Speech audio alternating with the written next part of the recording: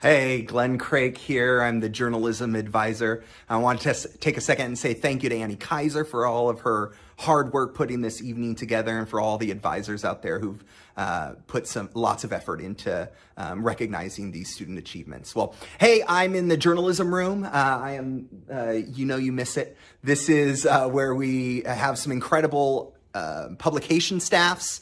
We have part of our journalism program is broadcasting, is amplifier online, the yearbook, and the kaleidoscope. And so tomorrow night, we're going to recognize CTE completers at the Evening of Excellence. A lot of seniors have been through our program and have completed the CTE path of study. But tonight, we wanted to take a special minute and recognize our Journalism Honor Society. And these are our editorial leaders. If you've been in the journalism classroom, you'll know the Journalism Honor Society is where we recognize outstanding editors. And the lining of the walls in our journalism staff has previous editors of our incredible publication staffs, yearbook editors, newspaper editor-in-chiefs, previous photo editors, and you might recognize some of these photos as you wander the halls. Members of the Journalism Honor Society are active staff members who hold an editorial leadership position. They've served on publication staff both semesters of their senior year. They served on publication staff for 4 semesters, achieved a non-weighted 3.5 GPA in all coursework in the department. They demonstrate outstanding achievement in either leadership, awards, extra support, photography, writing, design, storytelling, technology, and demonstrate good character traits. Bottom line, these are the ones who have really poured their heart and soul into the program and established themselves as leaders. Journalism Honors Status Hall of Fame students reside in Porch 1A for the year. There are previous editors up here that will make their way onto the wall, but tonight we are going to induct our new Hall of Fame members. The class of 2020 Journalism Honors Society Hall of Fame include 1 yearbook student, 1 broadcast editor, 2 literary magazine editors, and 4 amplifier and online editors. Our first inductee is yearbook editor-in-chief, Caden Randall. Congratulations, Caden. There's your honor cable cord. Nicely done. Our next inductee is our broadcast editor-in-chief, Nolan Lampson. Congratulations, Nolan. There is your tassel. There, looks lovely there. Our next 2 inductees are our literary magazine editor-in-chiefs, Danielle Stouffer and Montana Walsh. Congratulations, Danny. Whoops. There we go. This is high-tech stuff here. And Montana, congratulations, Montana.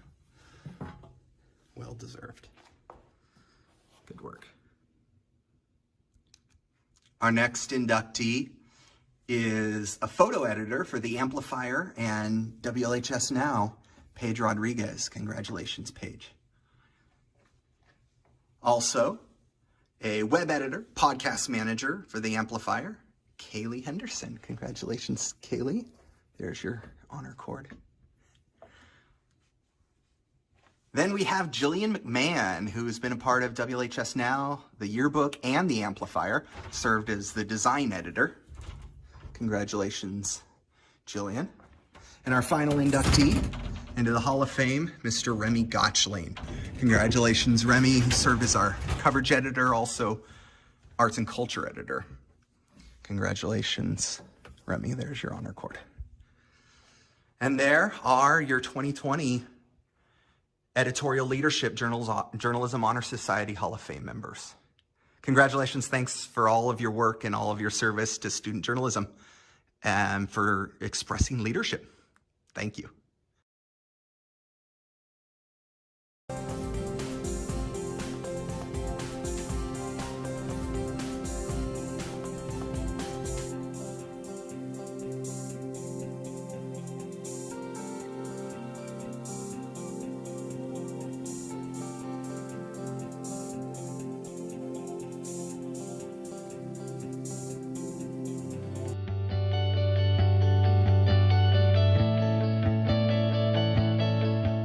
Good evening, everyone. I'm Lisa Rodriguez, Spanish teacher and World Language Department Chair here at West Linn High School.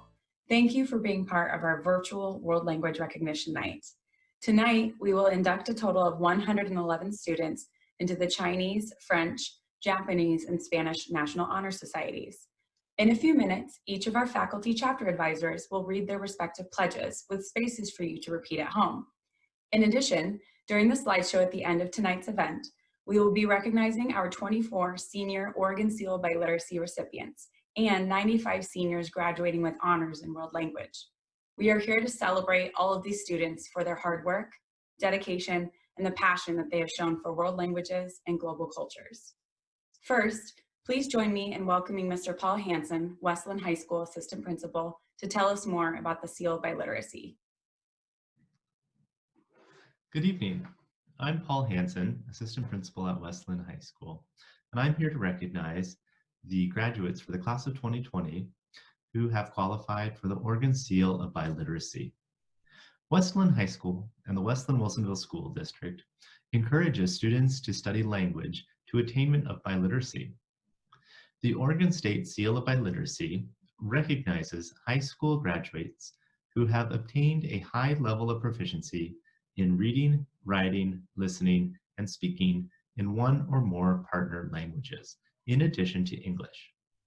Students who meet the bilingual seal requirements will be recognized with the Seal of Biliteracy on their diploma, as well as a medal to be wearing at our commencement activities.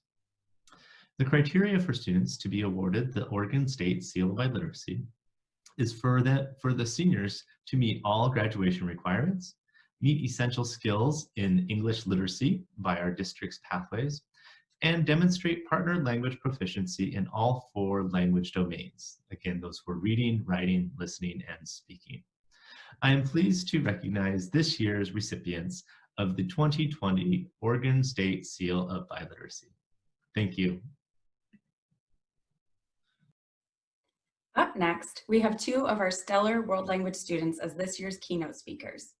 Tommy Taylor is a graduating senior who has excelled through his world language classes, reaching AP Spanish and qualifying for the Oregon Seal by Literacy, all while learning and practicing Romanian at home. Cameron Villagomez is a class of 2020 graduate who successfully navigated the jump from French 3 into AP French her senior year. Her love of French, passion for learning about Francophone cultures, and intrinsic motivation to always do her best make her a standout among her peers. Cameron's kindness, ethics, and integrity will be her legacy. I have come to realize that there has not been a moment in my life that has not involved world language. It has been an integral part of my life, and I've always been fascinated by its ability to transcend international and cultural boundaries. What I've learned from this is that my years of studying world language are like a key that unlocks a door behind which lie endless possibilities and an abundance of new and meaningful and emotional connections. A door that everybody is able to unlock at a different point in their life, and that once it is unlocked, a person's life is completely changed and forever enriched. It is in this moment that a person realizes the full potential of their studies. And when this happens, the world around them and the distance that separates us, culturally, linguistically, will grow smaller. The world will grow smaller, it will grow more connected. My world grew smaller, and my distance grew smaller, and my family became more connected when my grandparents, who spoke mostly Romanian, asked me to learn the language. And after that, the distance between us was lifted. A once somewhat strained relationship was now filled with color and seeped with layers of love and understanding, layers that extended into every facet of my life, enriching my life in every way possible. With the current pandemic, the importance of communication and connection has become abundantly clear. As we transition to communicating online, it's important that we see the opportunities at hand. We are all in this together, not just in our own community, but globally. And world language has given us the opportunity to transcend the boundaries put forth by geography, culture, and linguistics. Teenagers in Spain, France, and all around the world are going through this in the same way that we are, and to have the ability to reach out and comfort others in their native language is truly I believe, a priceless privilege. Our connections to one another, to our significant others, our friends, our family, are based on our emotions, our energies, our personalities, and how else are we able to express and show these things to each other without language. Language is simply a reflection of who we are as people. Our favorite sayings, our syntax, our grammar, all of it is reflective of our inner selves. Even without knowing it, the way we speak and write in other languages is very similar to how we express ourselves in our own native language. I also believe that control of language is one of the most important and powerful emotional tools we have at our disposal. Hearing "I love you" from your grandmother who speaks only Romanian has an infinitely larger emotional significance, in the same way that hearing "te quiero" from your significant other who speaks only English is going to mean so much more to you if you grew up speaking Spanish. Yes, those three words mean the same, carry the same literal weight, carry the same meaning in each language, but the way that we say them, who we say them to, and what language we speak them is an important part of the process. It's an amazing feeling to convert the myriad of thoughts and emotions running through our minds on a daily basis into a language unfamiliar to our own. It's a gradual process to get there, to get to the point where everything we think can be translated into one or the other. But there will come a moment when everything that you have worked so hard for will all fall into place.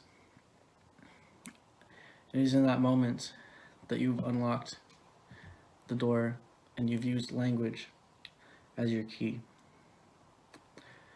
The study of world language has truly changed my life. Had I not studied Spanish in high school, or had I not chosen to enjoy it or appreciate the value that it brings to my life, I would be missing out on so many of the things that I value most in my life today.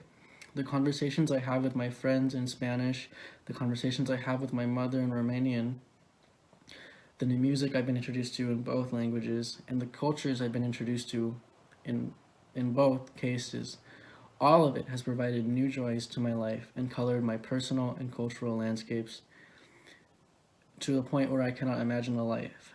I cannot imagine a world without world language.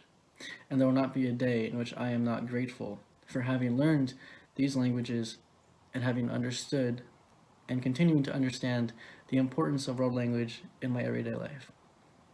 I wish you all great success in your future endeavors. Stay well and stay whole. Hi, my name is Cameron Villagomez, and I remember being 14 and forecasting and choosing French because I thought that it sounded nice. I know, that's not really the best reason to choose a language, but regardless, I learned it. And I learned throughout 3.5 years of French that it is way more than something that just sounds nice. Before taking a language class, I really had no true awareness of how interwoven language is with culture, land, people, and history. I grew up in an English-speaking household, so English wasn't really anything that I thought twice about. I just spoke it. I really was just trapped in this English-speaking bubble that I had made for myself. But a lot of that changed when I was privileged and lucky enough to be able to travel with my school to Europe. Before that trip, though, I studied so much. Quizlets, movies, flashcards, music, you name it. I even kept a travel journal throughout the whole trip where I practiced writing parts of it in French, like whole pages of just describing what we had done and what we were going to do. Despite my intense studying, however, I still remember feeling my heart beat as I practiced what I was going to say to the cashier at the Monoprix, which, by the way, was, "I have the bag and thank you." Something that I would usually never think twice about saying in English, I was so nervous about saying in French. I realized that words have power. And when you're open to trying, when you're open to the hard work it takes to use them, you can unlock so many doors for yourself. I know that not everyone can travel and immerse themselves in the way that I was able to. But the thing about language is that it transcends location. You can follow people from other countries with one click. You can watch foreign films on Netflix. You can even learn a language from your bedroom. And there's so many reasons to do so. I mean, every single job occupation relies on communication. Learning how to communicate in different ways can bring you across the world, whether that be physically or virtually. When you think about our global community, we rely on language to work together. Personally, I'm planning on practicing medicine in a francophone or French-speaking area where individual lives will rely on how I use my words. I hope that I'll continue to learn French and maybe some other languages, and those languages will bring me to places I never knew I would end up. And if you're open to learning, who knows where you'll end up too. At this time, we will begin our initiation of new members into the World Language Honor Society. Our faculty chapter advisors will read the respective language pledges, representing the commitment and future promise of each new member as global citizens. Students, please feel free to repeat the pledges in the spaces given at home. This is part of our formal induction. Directly after, the rest of our world language teachers will lead our candle lighting ceremony as we hear the pledge in English. There are 4 candles representing the 4 languages studied at West Linn High School, with a 5th candle as our universal flame that represents collaboration among languages and cultures. We will begin with our Chinese pledge read by Ms. Kuo. 我很荣幸成为中文荣誉学会的会员。我愿意努力学习中文，了解中国文化，为世界的和平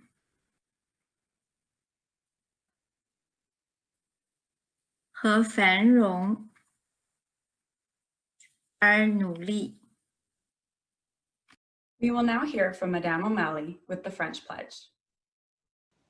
Comme citoyen du monde, je promets d'encourager l'amitié et l'accord entre mon pays et les autres pays du monde, en espérant que tout le monde vivra en paix à l'avenir.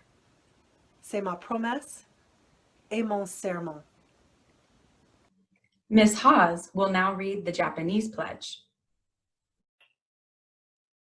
私は全米日本語優等生協会の規約に従い、世界の平和と日米相互理解のために努力することを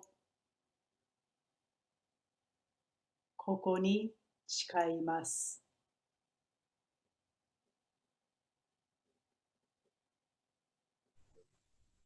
I will now lead our Spanish students in their pledge.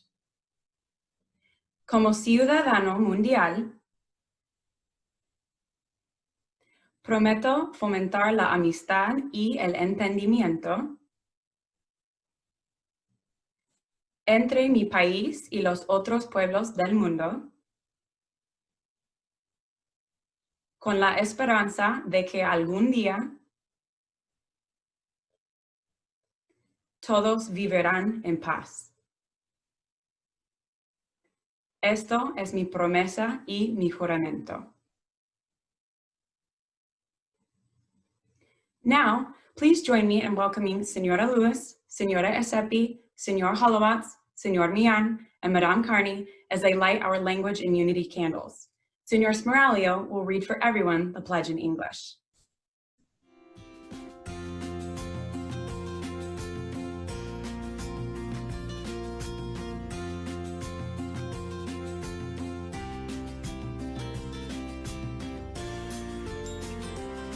As a citizen of the world, I promise to promote friendship and understanding between my country and other lands of the earth, in the hope that all may live in peace someday. This is my promise and my oath.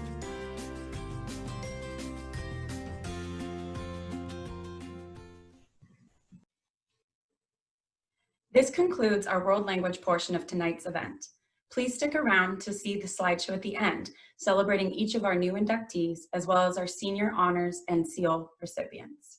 A quick note about regalia. SEAL medals to be worn at commencement on June 2nd will be included in senior swag bags to be picked up later this week. But unfortunately, due to school and society office closures, we were unable to get all of the honors cords in time. If you pick up your swag bag and it is missing your honors cord, please know that we will work to get this to you as soon as possible when offices reopen. We want to show our appreciation to Cameron and Tommy for joining us as our guest speakers and for their leadership as student language representatives. In addition, a huge thank you to the world language teachers and Mr. Hansen for their participation, as well as Miss Annie Kaiser for making this night happen and putting it all together. Finally, a huge thank you to all you students, as well as the families and loved ones that join you for being with us tonight. And congratulations. Wherever you are joining us this evening, let's give them one final round of applause.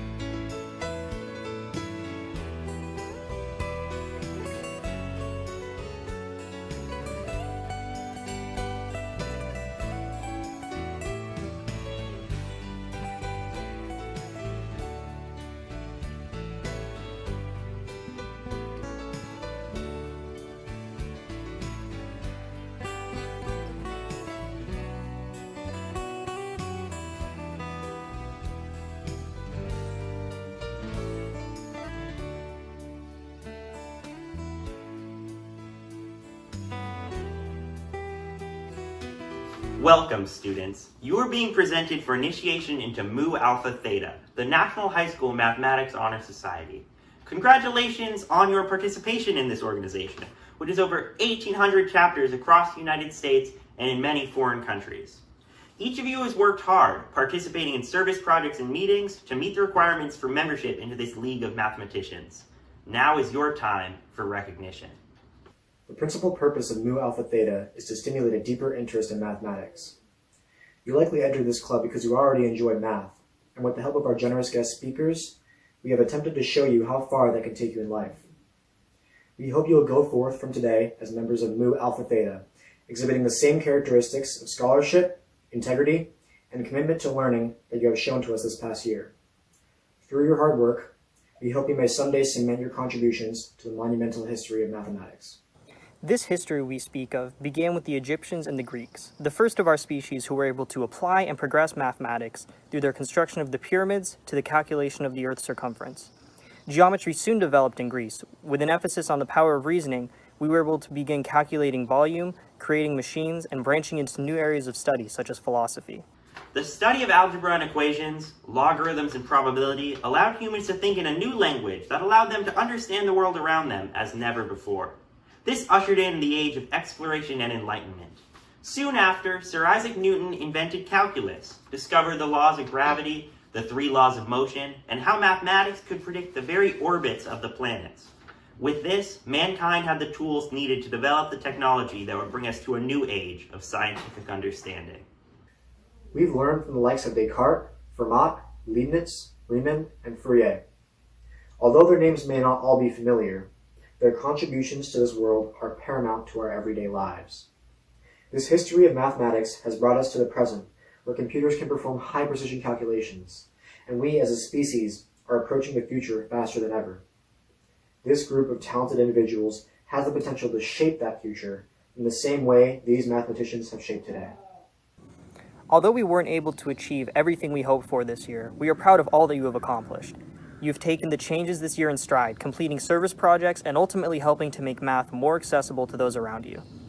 When you help with tutoring, you are representing the Math Honor Society and what we stand for, and we thank you for helping us show that math is not always as confusing as it can sometimes feel. We thank you for showing incredible respect to our gracious presenters, listening to their wisdom, and asking perceptive questions. You have put in the hard work and have earned your spots as part of Mu Alpha Theta. Juniors, we hope to see you again next year. And seniors, we hope that you will continue to uphold the principles of this organization in whatever endeavors lie in your future. Congratulations on all that you have accomplished. Your most rewarding days lie ahead. We can't wait to see what you do with them.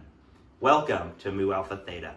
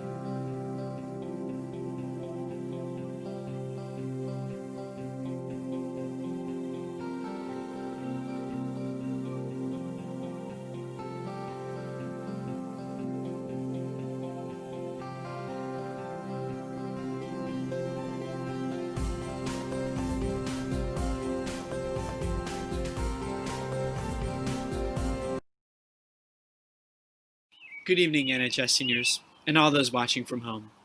My name is Nick Robinson, and I had the pleasure of serving as the National Honor Society President this past year at Westland High. First and foremost, I'd like to congratulate all of you, our wonderful seniors, for your accomplishments this year. I know I speak for our board and advisors when I say we couldn't have asked for a more exceptional group of people to help better our community with. I know that our family, friends, and teachers are all proud of who we become and the steps we're taking to shape our future today. I'm grateful for the chance we have to recognize all of you, despite the circumstances we're facing. Benedict Cumberbatch once said, "Anyone who works in the NHS has superpowers. It's a miracle. It is magic." While he may have been talking about the National Health Service, I think you all get the point. The National Honor Society is built upon 4 key characteristics, known as the 4 pillars. They are service, scholarship, leadership, and character. They embody who we are as students, as well as who we strive to be. I'd like to introduce our NHS board to speak about what each pillar means to them.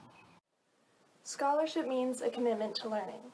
It's a student who's willing to spend hours in reading and study, knowing the lasting benefits of a cultivated mind. We need to continue learning even when formal education has ended, because learning is, always will be, a part of life. Knowledge is one element of life which leads to the highest success, and it can be acquired through diligence and effort. Learning illuminates the lamp by which we read the past and the light which shows the future. Students and members of the National Honor Society have the charge to continually expand our world through the opportunities inherent in scholarship. Over the course of this past school year and during different projects that I led in the parks, scholarship was evident every time I showed up with a new group of students at one of the parks that we went to. This was because of one of the many great leaders at Westland, David Clanky. Regardless of where we were, my groups would inevitably find some new plant or animal we had never seen before, and he would teach us all about it. At every new project, we would learn something about Oregon grapes, ivy, or salamanders. It didn't matter for school or grades, but the excitement that spread over these lessons made it clear that scholarship was important and ingrained in each one of the members that showed up. And it was always fun to take a photo op with one of the animals or plants that we found. Now to talk about leadership and her own experiences with it during her projects this year is Lauren Jones. Hello, class of 2020. I'm coming at you live from my bedroom floor in a dress. The National Honor Society provides many opportunities to be a leader. Leadership can be running projects or overseeing a community activity. Where I found the real connection to leadership was through service projects. Early one Saturday morning, last October, we were bark chipping the trails of Mary S. Young. It was a typical Oregon day, cold and rainy, with no chance of sun whatsoever. The work wasn't fun, the weather wasn't ideal, and the event could have been a total disaster if it wasn't for our motivated members. They took the initiative, and instead of solemnly walking through the motions of scooping bark chips and carrying heavy wheelbarrows, they decided to make the most of the situation. They started running and having fun. As the hard work continued, we finished the trail faster and faster. I admired the work ethic and leadership that not only transformed the park, but transformed the hearts and minds of the people involved in the project. Personally, I think one of the things I've learned through NHS and working with organizations is to find what you're passionate about. Be more than just a member. Be an active participant. Find ways to help others around you. Stick to what you're passionate about, and it will manifest joy throughout your life and help define your happiness. I encourage you to pour your heart and soul into what you love to do.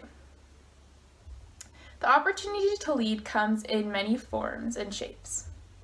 It can take a monotonous task like bark dusting a trail at Mary S. Young and turn it into an enjoyable endeavor.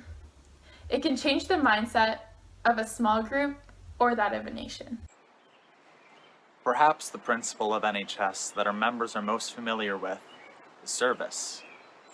It's what we ask of our members every summer and every semester, and it is the reason that we bring all these outstanding students together in the first place.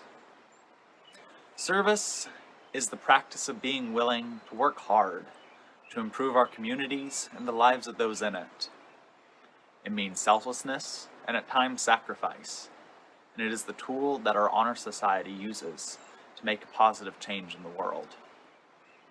I recall singing the 60 Days of Christmas with a group of NHS members at Tanner Springs Assisted Living Facility last December.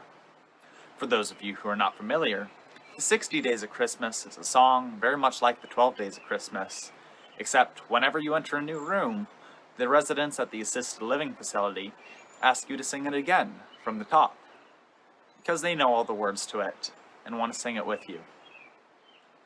Service is not about making the entire world a better place.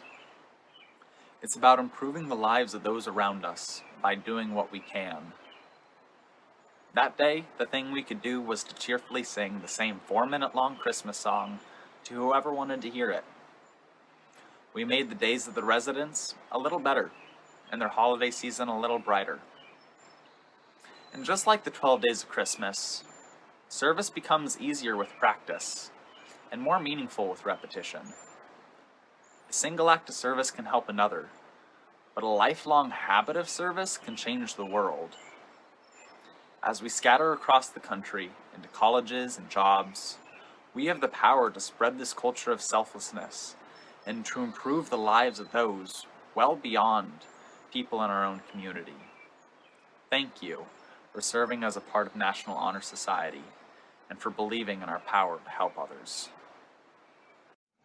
Hello, NHS. I hope you're all staying well and safe during these hard times. First and foremost, I want to thank every single one of you for all the hard work you've put into our community for the last 2 semesters.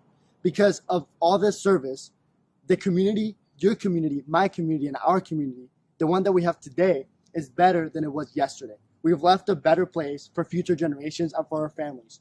And I'm super thankful for all the service you've done. And I'm also super proud to call myself a vice president to such a great group of students. Now I want to move to character, our 4th pillar of the NHS society. So, character is the most elemental quality that a National Honor Society student can possess. Character is something that's not measured at an instant in time, but it's a continuum of one's life. That's how it's measured. Character means taking responsibility when you do something wrong. Character is making the hard choice, although it's not easy, in order to make the better choice. This way, we can pave a path for a better future. And I feel like every single one of you embodies strong character, positive character. And that's why it humbles me to be around all of you, such great people that influence me every day. Throughout these last 2 semesters, there's one project that I did, painting the softball sheds, that stands out to me the most. During this project, the students that went with me saw vandalism to these sheds and saw that these sheds specifically needed to be repaired. And we took it upon ourselves to paint it and restore it to its glory. Doing this, we're able to show a better face of West Linn to visiting teams and able to help our softball team, our softball families, enjoy such a great place to play and to stay healthy and active. And it wasn't easy. Waking up in the morning to paint in the cold, when your hands hurt, when it was raining, it wasn't easy, but we did it. Because all of you had strong character and felt that you had a responsibility to fix our community. So thank you so much for that. Now, I want to introduce Mr. Marsh. He's a beloved teacher who showed me what service is, and he's going to say a few words. Please applaud and welcome Mr. Marsh with a warm heart. Thank you. First, I want to say thank you for allowing me to dress up nicely for the first time in 8 weeks and speak to all the talented and hardworking individuals being honored tonight. And let me say that your accomplishments are incredibly impressive. I know that the academic rigor at this school is trying for everyone. I consider everyone associated with this evening as those that rise to the occasion and a little bit more. And I hope that you've all come to realize that little bit more can seem insignificant to some, but when everything you do contains that little bit more, I assure you it will add up to immense and exponential value. And one word I feel is often associated with young people, especially those within this group, is the word potential. But people tend to be dissatisfied with being associated with this word. The problem with potential is that it is often connected to something that is incomplete and unfulfilled. It is only hypothetical. In order to achieve this potential, you must devote your time to what you are passionate about. And many believe that you have to be singular in your focus. After all, why waste your time doing something that won't truly have meaning and importance to you much later in life? Conversely, I could tell you the story of a confident young man that went to Oregon State University with the intention of following in his father's footsteps to be an engineer, only to leave intending to be an English teacher amid a global recession. The truth is that we can never easily predict our future, and maybe we shouldn't even try. I came to realize that the more I learned, the less I knew. And while this sounds like a negative experience, it was the most positive and transformative experiences of my life. I started like many of you. I needed to complete volunteering hours, and I chose to work with kids at the Police Activities League. And this, as I found out, was crucial in getting to know myself and certainly laid the groundwork for my career aspirations. I realized how much I loved playing the part of a role model in charge while secretly being the one learning about all the young people I have had the privilege to be around over the course of these years. I became a teacher for selfish reasons. You provide me so much more than I could ever dream of giving back. Now, the current reality is that I don't think any of you need to be lectured on the ability to be flexible amid changing and unpredictable circumstances. You have all had to make major sacrifices of all the accolades and celebrations that you had so diligently worked and planned for. The world is not going to look the same when all of this is over. And it is going to be a major challenge for us to adapt to that. Now, before we get to that point, we really should take advantage of the relative solitude we are hopefully experiencing right now and getting to know ourselves and what is most important in our lives. But we should also consider what we want that world to look like. When we progress beyond this, we all need to recognize that it is going to harm many who can least afford it, and there will be no rescue on the way. It is going to require the collective will of all of us to lift everyone back up together. We need to combine the commitment to service along with innovative plans for how to do more with less. I am so proud to have watched many of you display your humility, thoughtfulness, and grace in navigating demanding academic coursework, challenging yourselves and others to grow as citizens while selflessly devoting time for others. I really cannot think of a better group to take up the challenges that we all know lie ahead. It's going to take tremendous humility and collective will and a little bit more. You have been preparing all along. You thought you knew exactly what it was for, but life does have that uncanny ability to challenge us when we least expect it. Now, I wanted to leave you with a recent poem from Kim Stafford titled, "Good News." Would you rather have the good news at a bad time or bad news at a good? Give me the good news, please. Okay. Bad times don't last forever. Man, I needed that. And the bad news? Good times don't last forever either. So news is basically things change. When it's bad, we need the good. That's new, old, and always. I want to thank you once again for allowing me to speak, and I hope to see all of you as best as we can during some of the modified end-of-year celebrations, and I hope you all take care. Thank you, Mr. Marsh. We appreciate the time you spent helping us honor our seniors today. This past year, we've been so happy to have shared so many fun experiences with you all. Here are a few of those moments that we've captured.